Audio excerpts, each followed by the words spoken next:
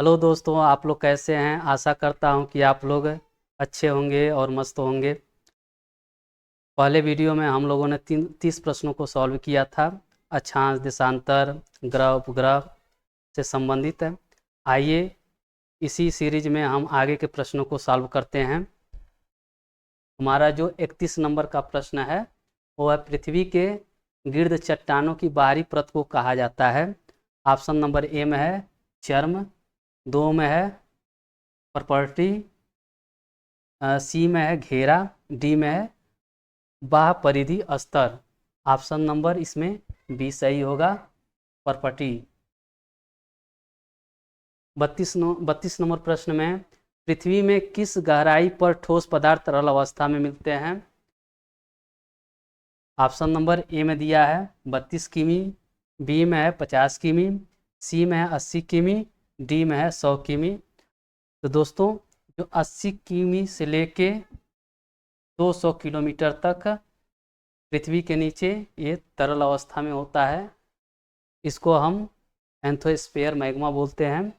एंथोस्फीयर sphere बोलते हैं इस क्षेत्र को।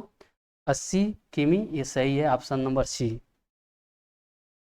33वें प्रश्न में देखते हैं, पृथ्वी के आंतरिक भाग में कितने मीटर पर 1 डिग्री सेल्सियस तापमान की वृद्धि होती है। ऑप्शन नंबर ए में है 22 मीटर, बी में है 23 मीटर, सी में है 32 मीटर, डी में है 40 मीटर। 32 मीटर सी ऑप्शन सही है। 34 नंबर क्वेश्चन में देखते हैं, कोर मध्यस्थ क्षेत्र में कौन सी लहरें प्रभावित हो सकती हैं। जो पृथ्वी का कोर होता है उसमें कौन सी लहरें भूकंप की कौन सी लहरें प्रभावित हो सकती हैं। ऑप्शन नंबर ए में है प्राथमिक लहरें, बी में है द्वितीयक लहरें, सी में है धरातलीय लहरें और डी में है प्राथमिक व द्वितीयक लहरें। हमारा ऑप्शन नंबर ए सही होगा, प्राथमिक लहरें। 35 प्रश्न को देखते हैं। 35 नंबर के प्रश्न को, निम्नलिखित में कौन सा युग्म सही नहीं है। यहाँ हमको ये देखना कि कौन सा सही नहीं है। इसमें से 3 सही हैं, 1 सही नहीं है। ऑप्शन नंबर ए में है जलवायु का वर्गीकरण त्रिवार्था, ये सही है। ठीक। बी में है पृथ्वी की परतें वेवेल, ये गलत है। सी में है अपर्दन चक्र पेंक, ये भी सही है। डी में है पृथ्वी की उत्पत्ति लाप्लास, ये भी सही है। तो इसमें पूछा है सही कौन नहीं है, तो पृथ्वी की आंतरिक परतें, यही ऑप्शन नंबर जो बी है ये गलत है और इस ऑप्शन में यही बी सही है। 36वें प्रश्न को देखते हैं, मौसम और उसकी बनावट में परिवर्तन इस कारण होता है। चलिए देखते हैं किस कारण होता है। ऑप्शन नंबर ए में है पृथ्वी का गुरुत्वाकर्षण, पृथ्वी का घूर्णन, पृथ्वी का परिक्रमण, पृथ्वी के अक्ष का अपने कक्ष के समतल की ओर झुका होना। तो इसमें ऑप्शन नंबर जो डी है यही सही होगा, पृथ्वी के अक्ष का कक्ष के समतल की ओर झुका होना, जिसके वजह से मौसम में परिवर्तन होता है। 33वें प्रश्न में देखिए, सुयस के अनुसार भूपटल की ऊपरी परत को कहते हैं या कहलाती है। Option number A sima, B nife, C sial, इनमें से कोई नहीं। ऑप्शन नंबर सी सही है, सियाल। 38वें प्रश्न को देखते हैं, भूगणितिक एवं भूभौतिकी के अंतर्राष्ट्रीय संघ के अनुसार भूपटल की औसत मोटाई है। ऑप्शन नंबर ए में दिया 20 किमी, बी में दिया 32 किमी, सी में दिया 36 किमी, डी में दिया 30 किमी। ऑप्शन नंबर डी सही है, 30 किमी। 39वें प्रश्न में देखिए, पृथ्वी के आंतरिक भाग में ऊष्मा का जनन मुख्य रूप से रेडियो सक्रिय पदार्थों तथा गुरुत्व बल के तापीय ऊर्जा में परिवर्तन से होता है। अब इसमें ऑप्शन में दिया ए उपयुक्त दोनों कथन गलत है, बी में दिया उपयुक्त दोनों कथन सही है, सी में है प्रथम कथन सही है तथा द्वितीय कथन गलत है, डी में द्वितीय कथन सही है तथा प्रथम कथन गलत है। ये दोनों सही है। रेडियो सक्रिय पदार्थों तथा गुरुत्व बल के तापीय ऊर्जा में परिवर्तन से होता है। तो उपयुक्त दोनों कथन सही है, ऑप्शन नंबर ए सही है। 40वें नंबर के क्वेश्चन को देखते हैं, पृथ्वी की उत्पत्ति विषयक नवतारा सिद्धांत के प्रतिपादक हैं। नवतारा सिद्धांत, नोआ थ्योरी। ऑप्शन नंबर ए में कैम्ब्रिन व मोल्टन, बी में होइल व लिटलटन, सी में कार्ल वान विसेकर, डी में ऑटो स्मिथ। तो ऑप्शन नंबर इसमें बी सही है, होइल और लिटलटन। प्रश्न नंबर 41 में देखते हैं, सौर परिवार का विशालतम ग्रह है। सौर परिवार का सबसे बड़ा ग्रह बृहस्पति है। ऑप्शन नंबर इसमें सी सही है। 42वें प्रश्न में देखते हैं, सूर्य का सबसे नजदीकी ग्रह कौन सा है। ऑप्शन नंबर ए में दिया है शुक्र, बी में बुध, सी में बृहस्पति, डी में मंगल। तो सबसे नजदीकी ग्रह कौन है सूर्य का, वो बुध। ऑप्शन नंबर बी सही है। देख लेते हैं फिगर के माध्यम से। ये सूर्य है, इसके पास ये बुध है, फिर इसके पास शुक्र है, फिर इसके बाद पृथ्वी है, फिर इसके बाद मंगल है, बृहस्पति है, बृहस्पति के बाद शनि है,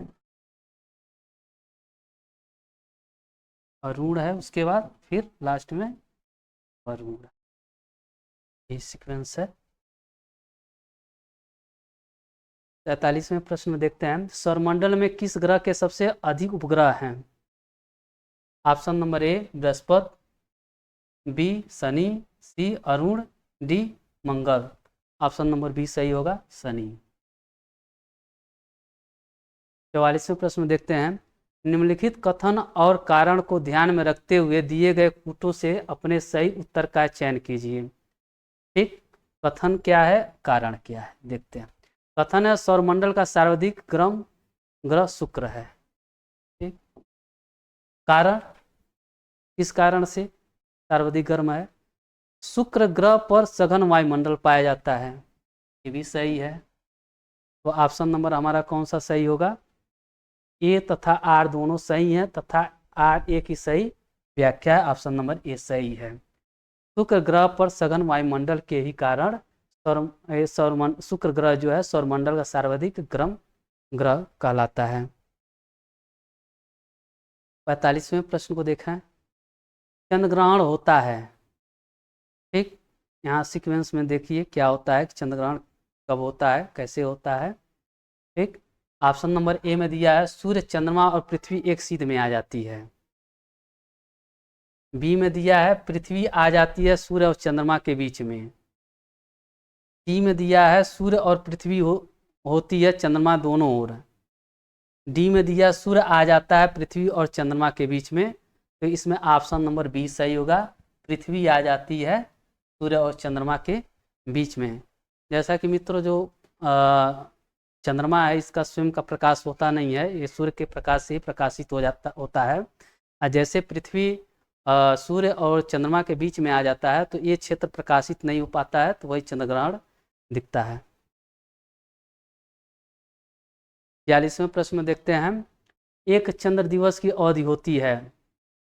ऑप्शन नंबर 1 में 24 घंटा 52 मिनट, बी में 24 घंटा 30 मिनट, सी में 24 घंटा 26 मिनट, डी में 24 घंटा। तो इसमें हमारा ऑप्शन जो सही है वो है ए, 24 घंटा 52 मिनट। 43वें प्रश्न में देखते हैं, मंगल तथा बृहस्पति ग्रहों के मध्य छोटे पिंडों को कहते हैं। ठीक, ऑप्शन नंबर ए में दिया है अर्थार्तर ग्रह, एस्टेरॉयड इसको इंग्लिश में बोलते हैं, बी निम्न ग्रह, सी उच्च ग्रह, डी पुच्छल तारा। तो हमारा ऑप्शन नंबर ए सही होगा, एस्टेरॉयड। 48वें प्रश्न को देखते हैं, किस ग्रह पर विशाल लाल धब्बा पाया जाता है। हमारे ऑप्शन नंबर में है ए मंगल, बी बृहस्पति, सी बुध, डी शनि। तो लाल धब्बा पाया जाता है बृहस्पति ग्रह पे, बी सही है। मंगल ग्रह को लाल ग्रह बोलते हैं।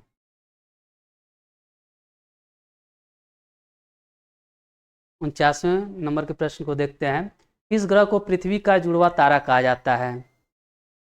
ऑप्शन नंबर ए में है शुक्र, बी में है मंगल, सी में है बृहस्पति, डी में है बुध। इसमें हमारा ऑप्शन नंबर ए सही होगा, शुक्र। 50वें क्वेश्चन को देखिए, जेनस टाइटन हाइपेरियम अर्थात किस ग्रह के उपग्रह हैं? ऑप्शन नंबर ए में बृहस्पति, बी में वरुण, सी में शनि, डी में मंगल। तो हमारा ऑप्शन नंबर सी सही होगा, शनि। 91वें प्रश्न को देखते हैं, हैली गेल तथा विल्सन क्या है? हमारे ऑप्शन में है उल्का, बी में धूमकेतु, सी में उपग्रह, डी में क्षुद्रग्रह। तो ये हैली गेल तथा विल्सन क्या है? धूमकेतु है। 52वें क्वेश्चन को देखते हैं, कहाँ वर्ष की लंबाई सबसे अधिक है? ठीक, हमारे ऑप्शन में है बुध, बी ऑप्शन में है बृहस्पति, सी ऑप्शन में है पृथ्वी और डी ऑप्शन में है प्लूटो।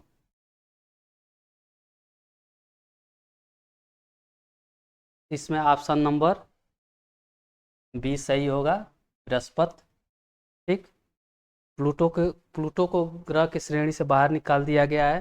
ठीक, ये अब ग्रह नहीं रहा, तो हमारा ऑप्शन नंबर बी बृहस्पति होगा। 53 नंबर क्वेश्चन में, मानचित्र रचना में अक्षांश देशांतर रेखाओं का उपयोग सर्वप्रथम किस देश के विद्वानों द्वारा किया गया?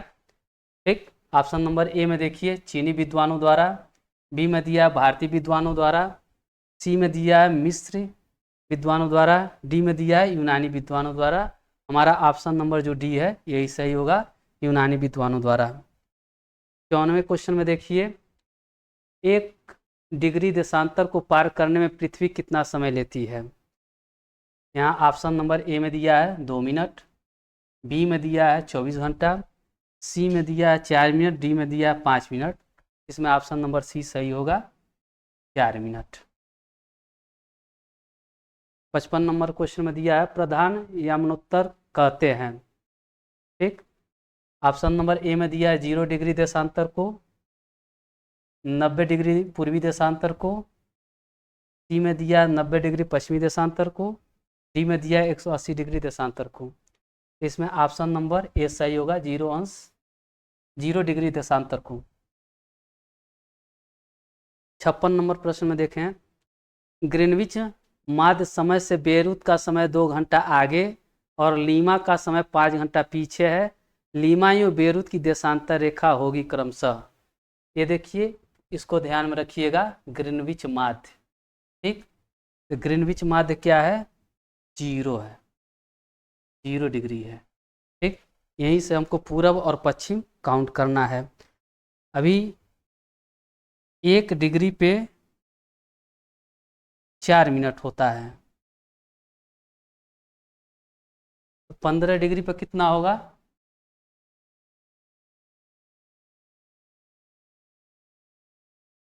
1 घंटा। यहाँ क्या कर रहा है? 2 घंटा आगे। ठीक, तो जब हम इसको डिग्री में देखेंगे तो क्या होगा? 30 डिग्री होगा, 30 डिग्री। पूरब का समय आगे होता है, अगर आगे की बात कर रहा है तो पूर्व का साइड पूर्व होता है, क्योंकि ये जो 0°69 है, ये पश्चिम है, ये पूर्व है। ठीक, अगर आगे का समय पूछता है तो पूर्व होगा, तो 30 डिग्री क्या होगा? पूर्व। फिर कह रहा है लीमा का समय 5 घंटा पीछे है, तो पीछे का मतलब ये है पश्चिम। तो 5 घंटा पूछ रहा है, तो 15 × 5, 15 × 5 = 75, मतलब 75 डिग्री हम पीछे जाएंगे। तो इसमें ऑप्शन मिला लीजिए। ठीक, ऑप्शन नंबर जो बी है, इसमें 75 डिग्री पश्चिमी एवं 30 डिग्री पूर्वी, तो ऑप्शन नंबर बी सही है। 57 वाले क्वेश्चन में देखिए, अधिकांश देश अपना मानक समय सुनिश्चित करते हैं। इसमें ऑप्शन नंबर ए में है देश की देशांतर रेखा से, बी में है देश की अक्षांश रेखा से, सी में है देश की मध्यवर्ती देशांतर रेखा से, डी में है उपयुक्त सभी से। इसमें ऑप्शन नंबर जो सही है वो सी है, देश की मध्यवर्ती देशांतर रेखा से। 98वें क्वेश्चन में देखिए, 58 नंबर जो क्वेश्चन है, अंतर्राष्ट्रीय तिथि रेखा कौन सी मानी गई है? ऑप्शन नंबर ए में 0 अंश देशांतर, 23.5 अंश अक्षांश, सी में है 0 डिग्री अक्षांश, डी में है 180 डिग्री देशांतर। तो हमारा ऑप्शन नंबर डी सही है, 180 डिग्री देशांतर। 59वें प्रश्न में देखते हैं, अंतर्राष्ट्रीय तिथि रेखा 180 डिग्री देशांतर से थोड़ा विचलित है, जिससे यह ऑप्शन नंबर ए में दिया है, समान प्रशासन के अंतर्गत स्थित द्वीप समूहों को विभाजित नहीं करती। बी में है प्रशांत महासागर को 2 बराबर भागों में बांटती है। सी में बेरिंग कटक को विभाजित नहीं करती। डी में है समान प्रशासनिक स्थलखंड को बांटती है। ऑप्शन नंबर ए सही है, समान प्रशासन के अंतर्गत स्थित द्वीप समूहों को विभाजित नहीं करती। 60वें प्रश्न को देखिए, अंतर्राष्ट्रीय तिथि रेखा किसे कहते हैं? ऑप्शन नंबर ए में भूमध्य रेखा को, बी में 0 डिग्री देशांतर रेखा को, सी में 90 डिग्री पूर्वी देशांतर रेखा को, डी में 180 डिग्री देशांतर रेखा को। तो हमारा ऑप्शन नंबर डी सही है, 180 डिग्री देशांतर रेखा। 61वें प्रश्न को देखिए, जब जहाज अंतर्राष्ट्रीय तिथि रेखा को पश्चिम से पूरब पार करता तो उसकी तारीख, देखिए यहाँ बता दे रहा है, पश्चिम से पूरब जब पार करेगा इसको, कोई जहाज अंतर्राष्ट्रीय तिथि रेखा को, तो 1 दिन कम हो जाएगा, 1 दिन कम पश्चिम से पूरब। अब पूरब से पश्चिम जाने पर 1 दिन प्लस हो जाएगा, अधिक हो जाएगा। यहाँ ऑप्शन नंबर ए में है 1 दिन बढ़ जाती है, 1 दिन घट जाती है, आधा दिन बढ़ जाती है, डी में आधा दिन घट जाती है। तो ऑप्शन नंबर इसमें बी सही है, 1 दिन घट जाती है। 62वें प्रश्न में देखिए, और ये आखिरी प्रश्न है, अंतर्राष्ट्रीय तिथि रेखा किन द्वीपों के नज़दीक से गुजरती है?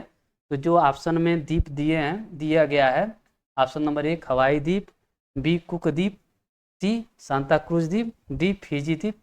तो इन सभी द्वीपों में सबसे जो करीब से गुजरता अंतर्राष्ट्रीय तिथि रेखा वो है फिजी द्वीप। ठीक, आज के प्रश्नों का सेशन यही समाप्त होता है। फिर मिलते हैं नेक्स्ट वीडियो में। बहुत बहुत धन्यवाद।